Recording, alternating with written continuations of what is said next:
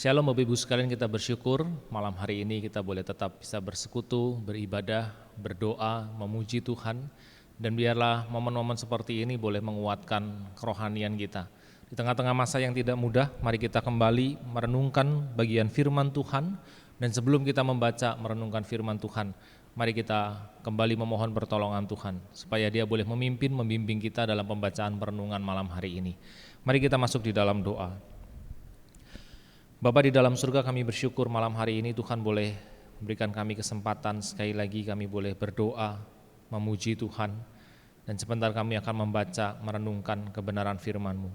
Kiranya Tuhan berbicara melalui kebenaran firman Tuhan yang akan kami baca dan kami renungkan, sehingga hidup kami adalah hidup yang didasarkan oleh kebenaran firman Tuhan.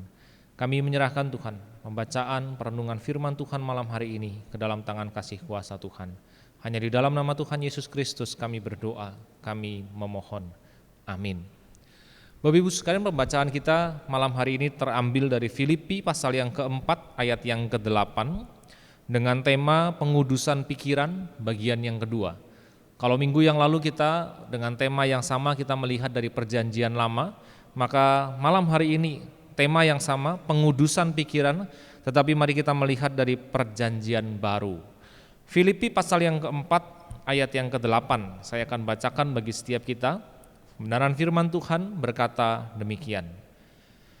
Jadi akhirnya saudara-saudara, semua yang benar, semua yang mulia, semua yang adil, semua yang suci, semua yang manis, semua yang sedap didengar, semua yang disebut kebajikan dan patut dipuji, pikirkanlah semuanya itu. Sampai demikian jauh kita membaca kebenaran firman Tuhan. Bapak Ibu sekalian, ketika kita bicara tentang pengudusan pikiran atau kita berbicara tentang pemikiran secara umum, Bapak Ibu sekalian, seorang Albert Einstein pernah berkata demikian. Dunia yang kita ciptakan hari ini adalah hasil dari sebuah proses pemikiran kita. Lalu kalimat yang berikutnya yang menjadi penekanan saya ketika Albert Einstein itu mengatakan, dunia kita tidak akan pernah berubah kalau kita tidak mengubah pemikiran-pemikiran kita. Bapak Ibu sekalian, ketika kita berbicara tentang pikiran, ketika kita berbicara tentang hal ini, maka sesungguhnya yang perlu kita sadari adalah bahwa apa yang kita pikirkan itu membentuk kehidupan kita. Apa yang kita pikirkan itu mempengaruhi hidup kita, dan bukan hanya mempengaruhi hidup kita, tetapi juga mempengaruhi orang-orang di sekitar kita. Ketika kita berbicara tentang pengudusan pikiran, Bapak Ibu sekalian, saya ingin katakan bahwa kehidupan yang kudus harus dimulai dari pikiran yang kudus. Kalau kita mau hidup kita hidup yang kudus, hidup yang berkenan di hadapan Tuhan, hidup yang menyenangkan hati Tuhan, maka mari kita mulai dengan pikiran-pikiran kita. Pertanyaannya adalah, Bapak Ibu sekalian, bisakah kita memiliki pikiran yang kudus, yang baik, yang benar itu di tengah-tengah dunia yang tercemar akan dosa? Tentu Bapak Ibu sekalian, kita hidup di tengah-tengah dunia yang berdosa, dan ketika kita jatuh di dalam dosa juga pikiran kita ikut tercemar dengan dosa. Tetapi apakah kita bisa memiliki pikiran yang baik itu, pikiran yang kudus itu, pikiran yang suci itu? Setelah Yesus Kristus mati di atas kayu salib dan kita orang-orang percaya, mengaku percaya dan menerima Dia sebagai Tuhan dan juga Juru Selamat, maka kita tetap bisa memiliki pikiran yang kudus di tengah-tengah dunia yang tidak kudus ini. Tuhan memberikan kita kemampuan yang luar biasa untuk memilih. Beberapa literatur mengatakan itu berkaitan dengan kehendak bebas manusia, dan di dalamnya termasuk untuk memilih apa yang akan kita pikirkan.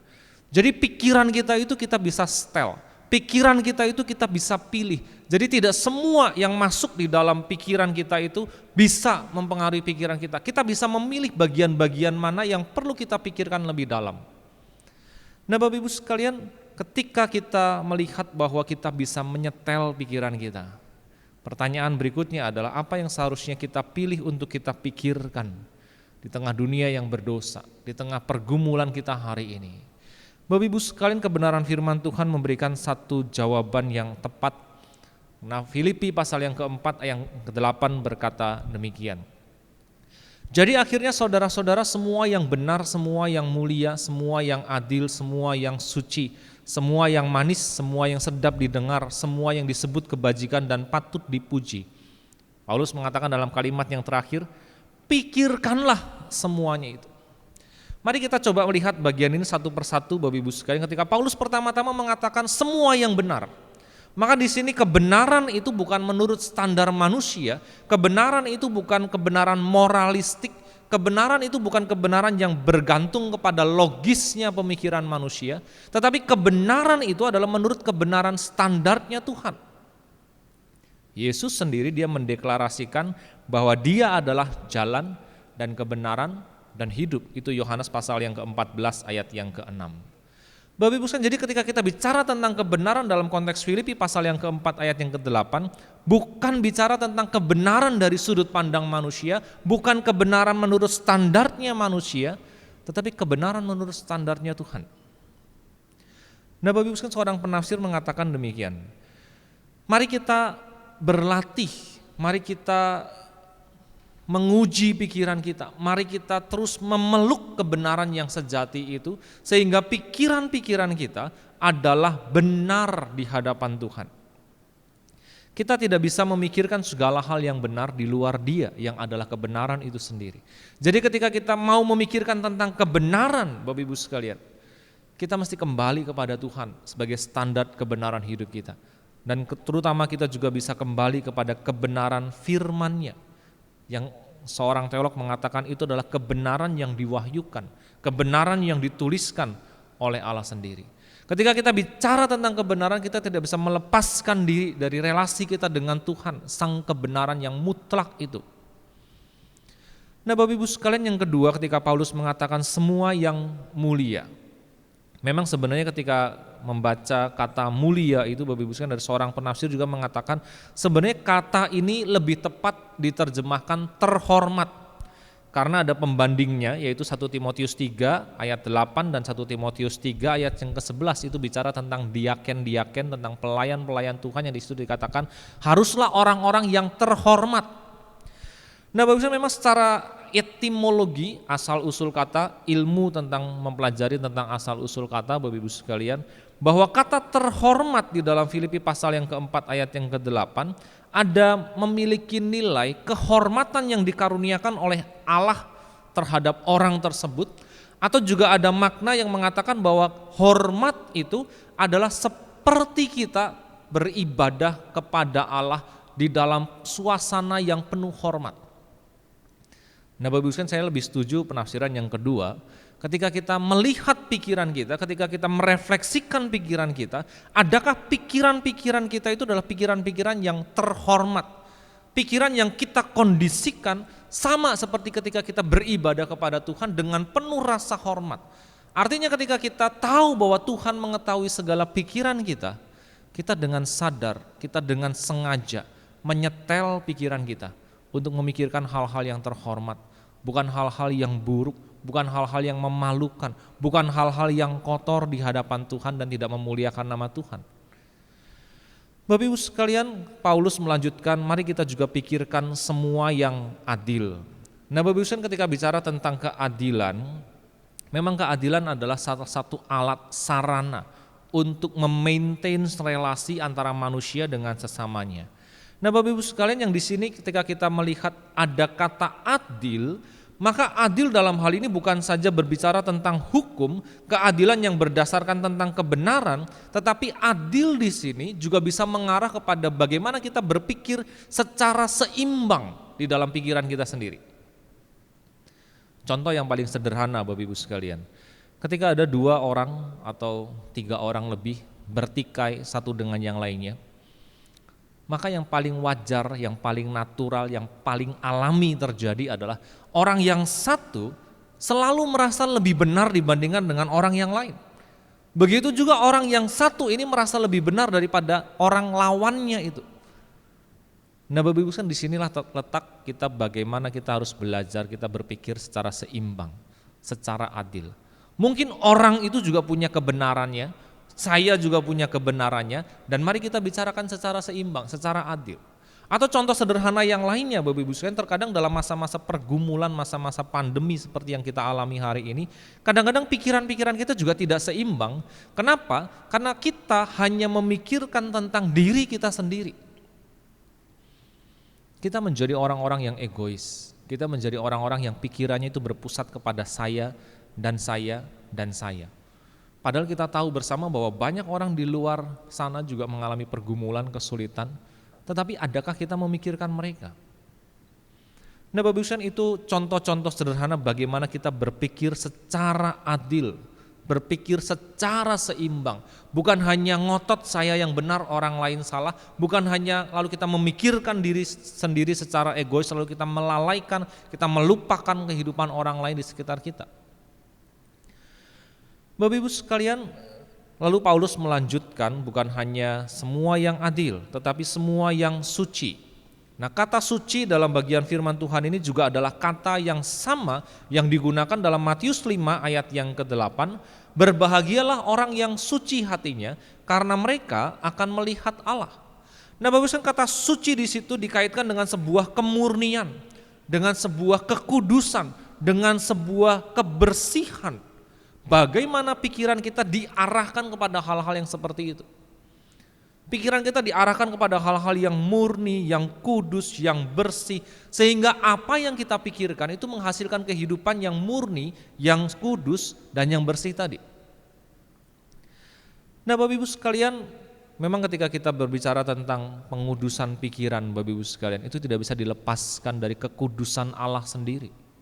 Allah tahu pikiran-pikiran kita, Allah bahkan tahu apa yang terdalam di dalam hati kita, dan kita juga tahu bahwa Allah yang kita sembah adalah Allah yang kudus, Allah yang suci.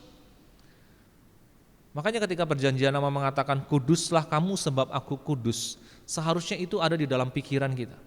Kita menyembah Allah yang kudus, dan kehidupan yang kita jalani sekarang adalah bentuk penyembahan, bentuk persembahan kepada Dia. Bahkan di dalam pikiran kita pun kita mesti men-setting pikiran kita. Kita tahu bahwa kita harus memikirkan tentang hal-hal yang suci, yang kudus, dan yang bersih.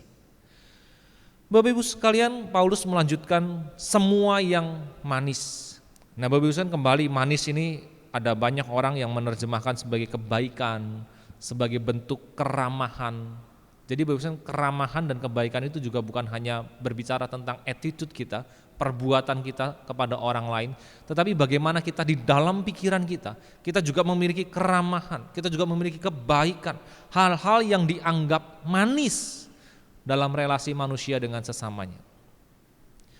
Bapak Ibu sekalian, ketika kita melihat bagian firman Tuhan ini, sesungguhnya saya merasa pikiran kita itu seperti ditelanjangi. Ada banyak hal yang kita dibukakan satu persatu dan itu menjadi evaluasi, menjadi introspeksi bagi setiap kita. Yang terakhir Bapak Ibu sekalian, Paulus mengatakan semua yang sedap didengar, semua yang disebut kebajikan dan patut dipuji. Ini menjadi satu poin Bapak Ibu sekalian, karena halnya mirip-mirip, penjelasannya, penafsirannya juga mirip-mirip Bapak Ibu sekalian. Mayoritas para penafsir mengatakan bahwa ketika Paulus mengatakan sedap didengar, disebut kebajikan dan patut dipuji, maka mari kita pikirkan hal-hal yang baik untuk didengar.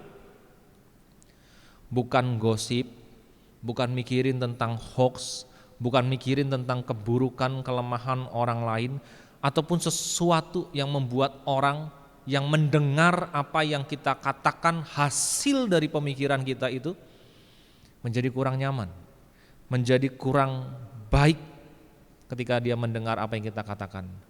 Tentu Bapak Ibu sekalian, di sini bukan berarti kita tidak boleh memberikan masukan atau saran kepada orang lain. Kenapa Bapak Ibu sekalian? Karena biasanya masukan dan saran itu bukan hal-hal yang sedap didengar, bukan sesuatu yang enak untuk didengar, tetapi bukan berarti kita tidak boleh memberikan masukan kepada orang lain.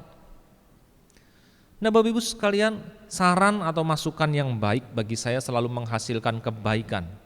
Bagi orang yang memberi saran atau masukan itu, tetapi juga bagi orang yang menerima saran dan masukan itu. Bapak Ibu sekalian, mari kita fokuskan pikiran kita bukan kepada keburukan orang lain, bukan kepada kelemahan orang lain, bukan kepada kekurangan orang lain, bukan kepada hal-hal yang belum tentu benar. gosip dan yang lainnya itu Bapak Ibu sekalian. Tetapi mari kita fokuskan pikiran kita kepada hal-hal yang sedap didengar. Kenapa? Karena otomatis apa yang kita pikirkan itu keluar melalui perkataan kita, keluar melalui perbuatan kita. Dan ketika kita melakukan semuanya itu, pujian itu bukan hanya datang kepada kita, tetapi juga itu memimpin orang lain untuk memuji Allah karena melihat kehidupan kita yang patut dipuji. Bapak Ibu sekalian, saya ingin tutup perenungan kita malam hari ini, perenungan yang singkat Bapak Ibu sekalian, dengan satu firman Tuhan yang berkata demikian. Amsal pasal yang keempat ayat yang ke-23 berkata demikian. Jagalah hatimu dengan segala kewaspadaan, karena dari situlah terpancar kehidupan. Memang Bapak Ibu sekalian dalam banyak terjemahan bahasa Inggris itu menggunakan kata heart, tapi Bapak Ibu sekalian dalam Good News Translation, bagi saya terjemahan mereka itu menarik sekali. Kenapa? Karena Good News Translation menerjemahkan ayat ini dengan berkata demikian. Be careful how you think. Hati-hatilah dengan bagaimana kita berpikir. Your life is shaped by your thoughts. Artinya adalah kehidupan kita itu dibentuk oleh pikiran-pikiran kita. Dan memang itu yang sedang terjadi dan kita jalani secara sadar atau tidak sadar. Kehidupan kita dibentuk oleh pikiran-pikiran kita yang lalu outputnya itu muncul dalam bentuk perkataan, dalam bentuk perbuatan kita.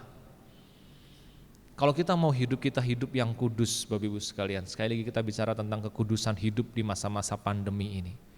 Maka mari kita mulai dengan bagaimana kita belajar, menyetel, men-setting pikiran kita.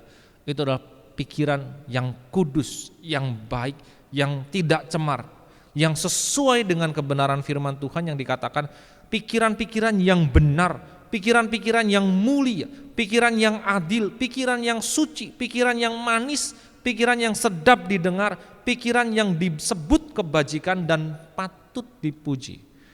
Seharusnya itu adalah hal-hal yang ada dan kita masukkan ke dalam pikiran kita. Saya tahu ada banyak orang mulai berpikir negatif, ada banyak orang mulai berpikir tidak karuan di masa-masa pandemi ini. Ada banyak orang lalu merasa enggak apa-apalah, dosa sedikit yang penting saya bisa makan. Bagus, mari kita bisa jaga pikiran kita jaga kekudusan hidup kita. Dan pertama-tama mari kita sungguh-sungguh menyadari, mengintrospeksi apa saja yang masuk di dalam pikiran kita. Kalau ada hal-hal yang buruk, kalau ada hal-hal yang cemar, kalau ada hal-hal yang tidak kudus, mari kita keluarkan hal-hal semacam itu dan kita masukkan pikiran-pikiran yang baik. Sehingga kehidupan kita menjadi kehidupan yang baik, sekalipun kondisi kurang baik yang kita alami hari ini. Mari kita mohon pertolongan Tuhan. Bapa di dalam surga, kami bersyukur malam hari ini biarlah kebenaran firman Tuhan boleh menjadi dasar bagi kehidupan kami. Dalam masa-masa pandemi penuh pergumulan, terkadang pikiran kami menyimpang dan menyeleweng dari Tuhan. Pikiran kami tercemar, pikiran kami tidak kudus, tidak bersih di hadapan Tuhan. Tapi biarlah kebenaran firman Tuhan yang kami renungkan secara singkat berbicara dan terus bergema, bergaung dalam hati pikiran kami dan mengingatkan kami. Roh Kudus, tuntunlah kami dan tolonglah kami yang lemah dan terbatas ini. Terima kasih Tuhan. Kami menyerahkan kehidupan kami, keluarga kami, pergumulan-pergumulan yang kami alami hari ini. Bahkan bagaimana kami menjaga kekudusan hidup kami di hadapan Tuhan di masa-masa yang penuh pergumulan ini. Tolonglah kami yang lemah dan terbatas ini. Terima kasih Bapa. Hanya di dalam nama Tuhan Yesus Kristus kami berdoa, kami memohon. Amin.